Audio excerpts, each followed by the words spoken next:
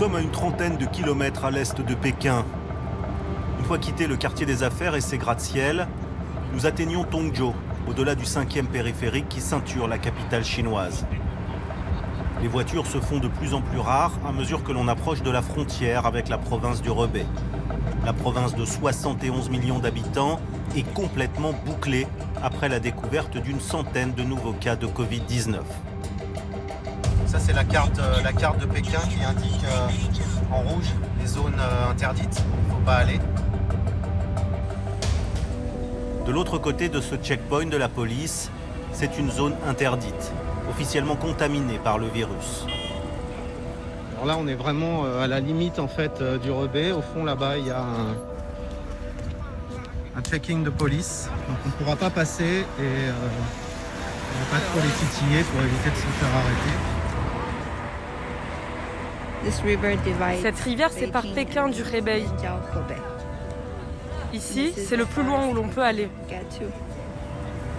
Pour contrer la résurgence de l'épidémie, la Chine a donc décidé de construire des frontières intérieures. Pour traverser, il faut un test de dépistage, négatif évidemment, et une attestation dérogatoire à la chinoise. Cette femme traverse à pied pour prendre un train à Pékin. Toutes les gares de la province du Hebei sont fermées. Je rentre chez moi. Vous venez de passer là? Oui, je vais à Pékin pour prendre le train. Je viens de passer le contrôle. La présence d'un occidental et de sa caméra, même discrète, finit par être remarquée. Nous sommes arrêtés par la police.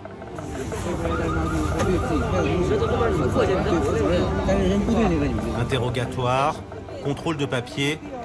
Il paraît que nous sommes sur une zone militaire, gérée par une nouvelle police aux frontières. Alors finalement, après avoir été bloqués 2 heures au poste de police, nous avons été libérés et on nous a demandé poliment mais fermement de rebrousser chemin et d'effacer toutes les vidéos, ce que évidemment nous n'allons pas faire. Cela fait plus de 10 ans que je suis journaliste en Chine, installé à Pékin avec ma famille. L'année dernière, à la même époque, nous avons vécu l'épisode le plus effrayant de toutes ces années, 3 mois de confinement dans notre résidence surveillée, un pays totalement figé. Et puis lorsque l'été est arrivé, on pensait avoir repris notre vie normale. Le régime a célébré sa victoire sur le virus. Pendant 6 mois, plus un seul cas à Pékin.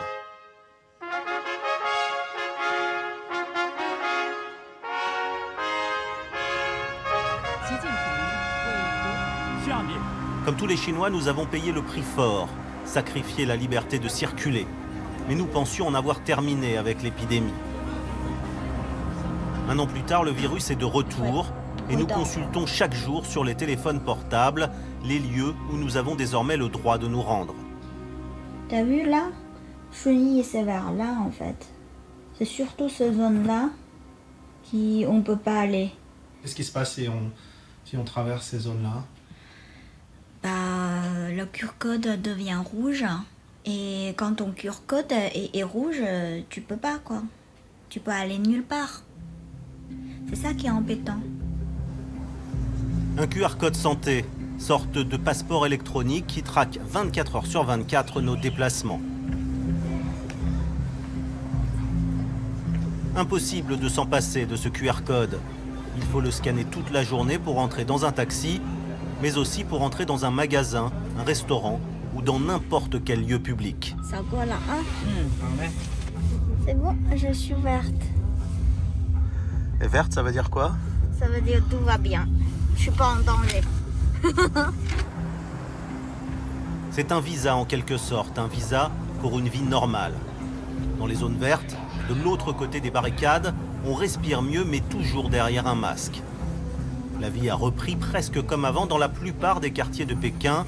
Le nôtre heureusement est épargné et nous pouvons donc circuler librement tant que nous ne sortons pas du périmètre autorisé par les QR codes. Et on va mesurer notre coefficient beauté avec les caméras. 92. Et moi? 90. Dans ce monde post-Covid, la reconnaissance faciale est devenue un jeu. De quoi pimenter notre quotidien avec Lulu. Un quotidien qui se limite aux frontières de notre district de Chaoyang et à quelques quartiers soigneusement sélectionnés et autorisés par notre QR code santé. On se déplace uniquement en taxi pour éviter les transports publics et d'éventuels cas contacts. Les commerces et les restaurants sont restés ouverts. Le quartier de Sanlitun, l'un des endroits les plus prisés de la jeunesse dorée pékinoise, est plein comme chaque week-end. Les boutiques de luxe sont ouvertes. Même chose pour les restaurants. Ça fait combien de fois qu'on scanne aujourd'hui? 100 000 fois. Dans ce monde post-Covid, les robots commencent même à remplacer les humains.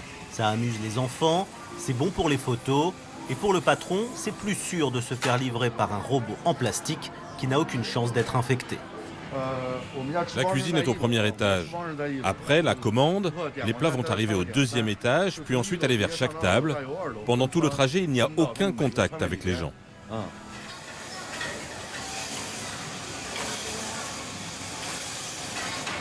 Cette robotique sanitaire a ses limites.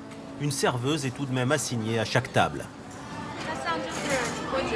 Vous trouvez que c'est plus propre? Oui, c'est mieux. Il y a beaucoup moins de contacts, c'est plus sûr. En plus, on n'est pas trop près des voisins. Pour les distances sociales, c'est bien. Il y a pas mal de changements à cause de l'épidémie.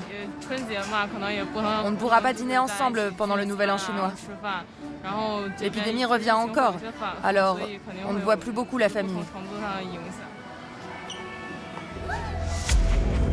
Pour tenter d'endiguer ce retour de l'épidémie, Pékin ne compte pas seulement sur son application de traçage. Le gouvernement vaccine à marche forcée. Plus de 22 millions de personnes déjà vaccinées en Chine. 50 millions d'ici mi-février, dont 20% rien qu'à Pékin. Parmi eux, 100 000 chauffeurs de taxi et 80 000 livreurs. Ici, on a choisi de vacciner d'abord ceux qui travaillent. Ne pas accepter l'injection, c'est risquer le chômage. C'est ma société qui a reçu le message pour les vaccins. Pas moi, personnellement. Mais moi, j'avais un rhume, donc je n'ai pas pu y aller et je l'ai raté. Quand est-ce que vous le ferez? Pour moi, ce sera après le Nouvel An. En Chine, la vaccination est aussi une grande expérience scientifique, en double aveugle sur la population. Les personnes vaccinées ne savent pas toujours quel vaccin leur est administré. Seuls deux sont autorisés, celui de Sinovac et celui de Sinopharm, qui ne sont toujours pas homologués en Europe.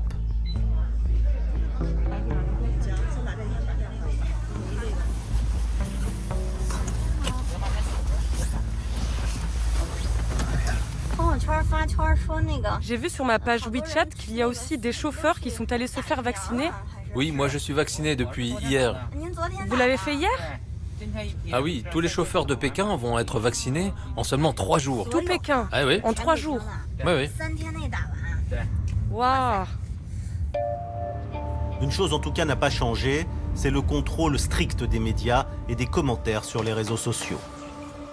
Cette jeune blogueuse avait eu affaire à la police il y a 1 an. Elle faisait partie de la cohorte des journalistes citoyens qui essayaient de faire circuler l'information sur l'épidémie.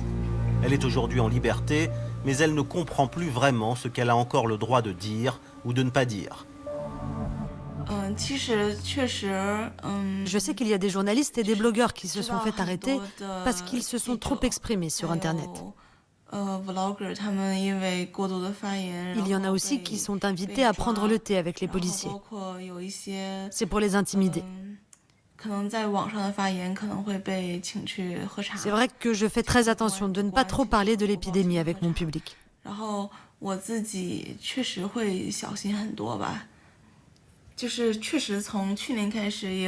J'ai commencé à penser à immigrer depuis l'année dernière. C'est vrai, j'ai toujours eu beaucoup d'imagination. Et je rêve beaucoup de l'étranger. Et puis je pense à ma sécurité.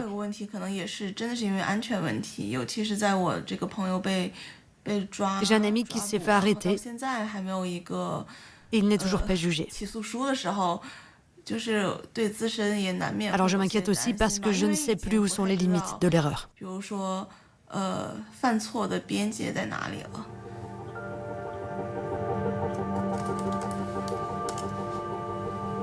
Les limites, c'est l'obsession de la Chine sous pandémie. Les limites de ce que l'on peut dire, les limites de nos déplacements, les limites de nos espoirs. Pour ceux qui restent dans les limites, ceux dont le passeport numérique reste vert, alors la vie a la couleur de la vie d'avant. Même si ce n'est pas vraiment la vie d'avant. Les décors des parcs de Pékin copient la Chine éternelle et les promeneurs savent que leur horizon est désormais limité.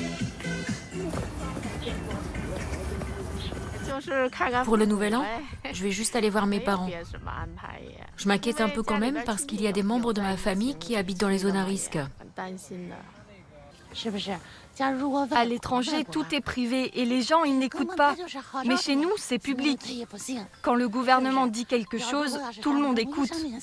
Ça ne marche pas comme à l'étranger.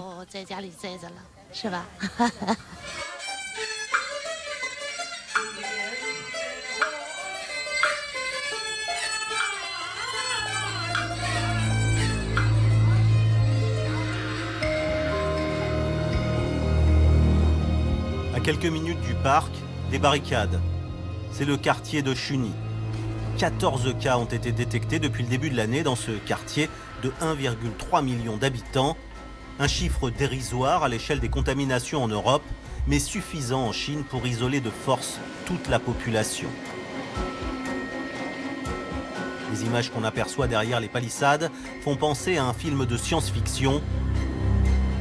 Pékin utilisera tous les moyens dans sa guerre contre le virus.